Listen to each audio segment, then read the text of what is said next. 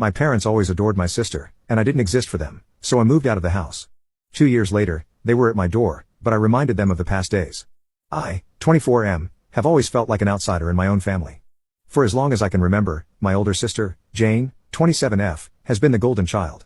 Our parents doted on her, celebrated her every achievement, and seemed to hang on to her every word. Meanwhile, I often felt invisible. My accomplishments went unseen, and my needs were overlooked. My earliest memory of this dynamic dates back to when I was just 5 years old. It was Jane's 8th birthday, and our parents had thrown her an elaborate superhero-themed party. The entire backyard was decorated with streamers and balloons, and they even hired a magician for entertainment. I remember feeling excited running around in my little Wonder Woman costume, eager to join in the fun. But as the party progressed, I realized that no one was really paying attention to me. When I tried to show off the cartwheel I'd learned in gymnastics class, my mom just patted my head absently and turned back to cooing over Jane as she opened her mountain of presents.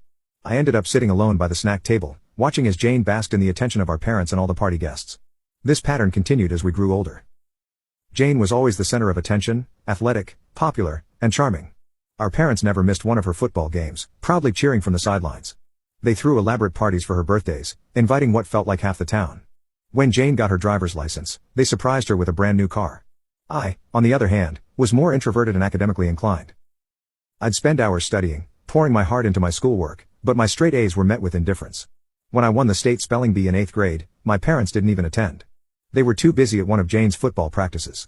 I still remember standing on that stage, scanning the audience for familiar faces, only to realize that no one had come to support me. There was one person who always saw me, though, my grandmother. She lived a few hours away, so we didn't see her often, but she never failed to acknowledge my achievements. She'd send me handwritten letters of congratulations, always ending with, "I'm so proud of you, my little star." When she passed away during my sophomore year of high school, it felt like I'd lost my only ally. High school was a particularly tough time. Jane coasted by with mediocre grades but was still treated like royalty at home. I maintained my 4.0 GPA, joined every academic club I could, and even started tutoring other students. But it felt like my efforts went completely unnoticed. I remember one particularly painful incident during my junior year. I had stayed up late for weeks working on a research project for the science fair. The night before the fair, I was putting the finishing touches on my presentation board in the living room. Jane came home late from a party, clearly drunk. She stumbled into my project, knocking it over and spilling beer all over my carefully prepared charts and graphs. I was devastated. Months of work ruined in an instant. But when our parents came downstairs to see what the commotion was about, their reaction shocked me. Instead of reprimanding Jane, they fussed over her, worried that she might have hurt herself when she fell. My dad helped Jane to bed while my mom started cleaning up the mess. When I burst into tears, frustrated and heartbroken, my mom just sighed and told me to stop being dramatic. I stayed up all night redoing my project.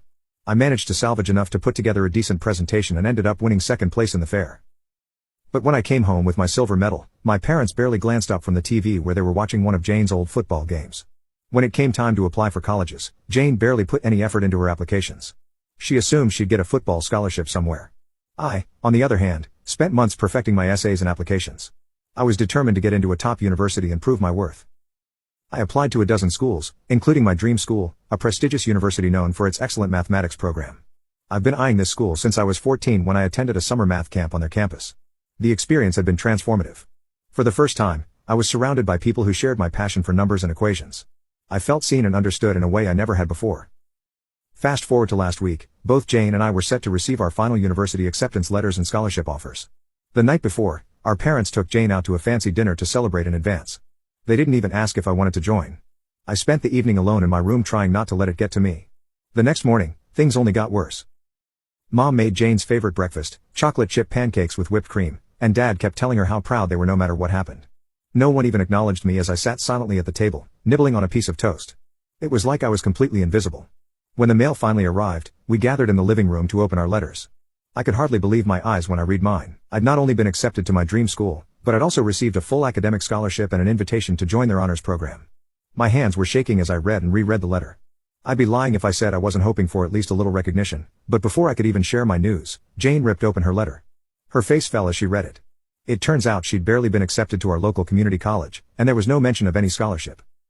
Our parents immediately rushed to console her, telling her it didn't matter and that she was still their superstar. I sat there in disbelief, clutching my acceptance letter.